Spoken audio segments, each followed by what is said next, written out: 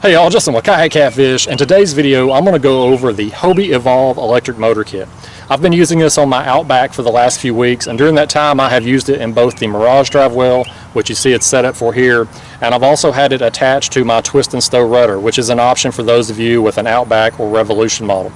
Now, I thought I would put this video together to kind of be a resource for those of you who are interested in this motor. Before I bought it, I had a lot of questions that I just couldn't seem to get answered, so I thought I'd do this video and just kind of answer the questions that I had. Now, this video is kind of going to flow into a few different sections. First off, I'm going to talk a little bit about the motor. I'll show you how to set it up, how to operate it. Then I'll show you both mounting locations, the Mirage drive mount and the rudder mount. Then I'll go over the pros and cons of each mounting location because they both have their own set of advantages and disadvantages. And then finally, I'll wrap up this video just by going over why I chose the Hobie Evolve versus the other motor options available for the Outback. And I'll kind of give you my overall impressions and just tell you also some things that I would like to see changed about this motor going forward. Now, before we get started with all this, let me just put this out there. I do not work for Hobie, and I do not work for Torqeedo, which is the company that supplies the motors for the Hobie Evolve. I paid full price for this out of my own pocket, and nobody's greasing my palms to make this video. So I'm not beholden to anybody. My opinions are unbiased, and unlike a lot of the YouTubers you see, I'm an actual fisherman, so my opinions and reviews of this motor have been formed based on real-world fishing experience. So with that out of the way, let's get started. When you first open up your box, this motor is already assembled to be used in the Mirage drive well. It's a lightweight option. The motor, battery, and throttle box all combined weigh about 18 pounds, so you're not adding a lot of weight to your kayak. This motor is really powerful. It's a 1 horsepower equivalent, and your battery here is a lithium battery. It's small and compact, so it doesn't take up a lot of space. It's waterproof, and best of all, it floats. So if you end up upside down on the water with an accident of some kind, you're not going to lose an expensive battery to the bottom of the drink. Setting up the motor is very easy. You just plug the motor cord into the battery, then plug your throttle box cord into the battery, turn the unit on, and you're good to go. Alright y'all, to operate the motor, it's very simple. You're going to hit the on button on the throttle box. After a few seconds, you will acquire a GPS signal. That's going to bring up a list of numbers here on your throttle box. Now the first one is your battery life, so I'm at 100% right now. This next one is your range. Now you can set that for time or in distance in miles or kilometers. I have mine in hours. So at my current speed, 2.9 miles per hour, I've got about 10 hours of range left at that speed. And this final number here is your watts. That's how many watts your motor is running at the present time. So like right now, I'm at 2.9 miles per hour. I could change that to kilometers or knots, but let's just give it a little more speed here, and I'll show you the cool thing about Torqeedo. So I just increased my speed, and so my speed, I'm about 3.6 miles per hour. My time changed here. So now you can see it at 3.7 miles per hour. I've got 5.5 hours left at that speed. And that's the really cool thing about Torqeedo, is you always know exactly how much battery you have left so that you're never going to run out of juice before you get back to the launch. Very cool feature. For mounting options, the Mirage drive mount is pretty straightforward. You just drop it in the Mirage drive slot just like you would your pedals. It clicks in, you remove the prop alignment tool, and you're good to go. Removing the motor from the Mirage drive slot is just as easy. You turn the motor off, put your prop alignment tool in so that your blades are straight up and down, and lift the motor out. To install the motor to the rudder, you're going to need some basic hand tools and about an hour of your time. You'll have to disassemble the Mirage drive mount and place it on the rudder. Fortunately, the Hobie instructions are step-by-step with pictures, so it's a very simple process and easy to do. Now, this rudder mount option is really what drew me to the Hobie Evolve. Unfortunately, there's not a lot of information available on it. But after spending some time with it here these last few weeks, I can maybe answer some of your questions. I certainly answered my own. Now, the first thing I wanted to know was how much drag would that motor create when just using the Mirage drive? And the answer to that is about a half a mile an hour speed loss.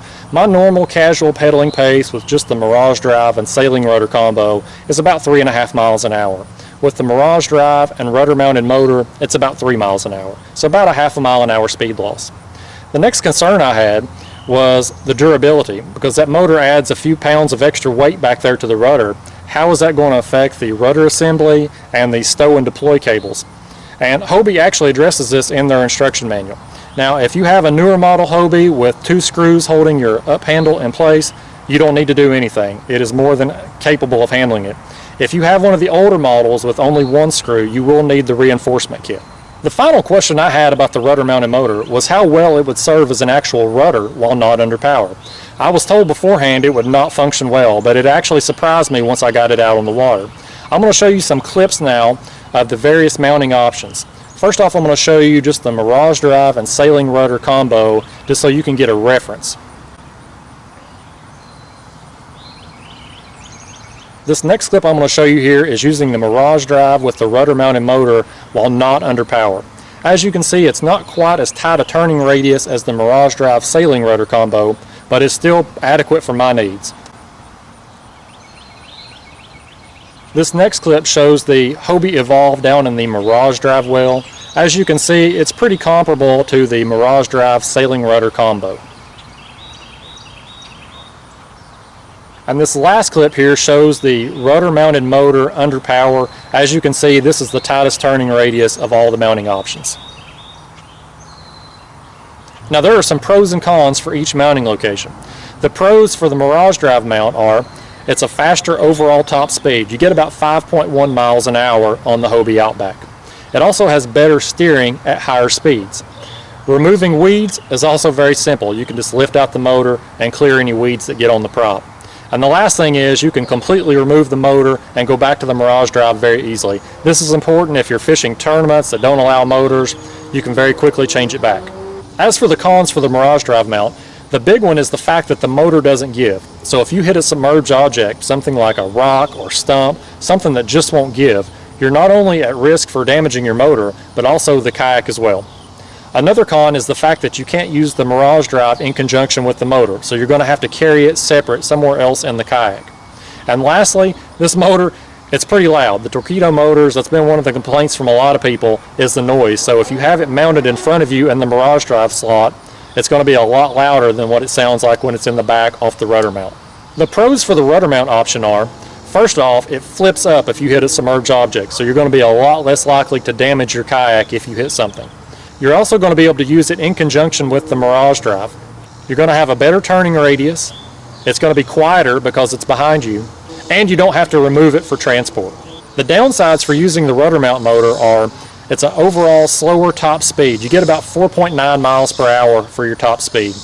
The steering also becomes a little bit more difficult above 4.5 miles per hour. You really have to kind of hold down the steering handle.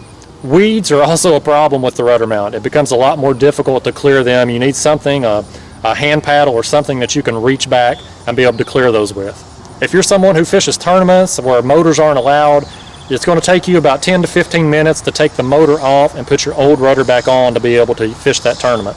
And then of course, as I already mentioned, there's the issue of drag. You lose about a half a mile an hour when just using the pedals. Overall though, I am very impressed with the Hobie Evolve. I'm glad I chose it over the other options that were available.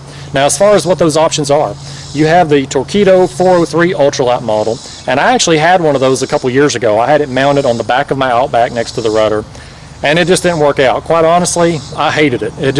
Having the motor mounted next to the rudder, it really negatively impacted the steering. I couldn't hardly steer at all with it. On top of that, the 403 mount, I just didn't like it. It was a pain to take on and off, so that setup just didn't work for me.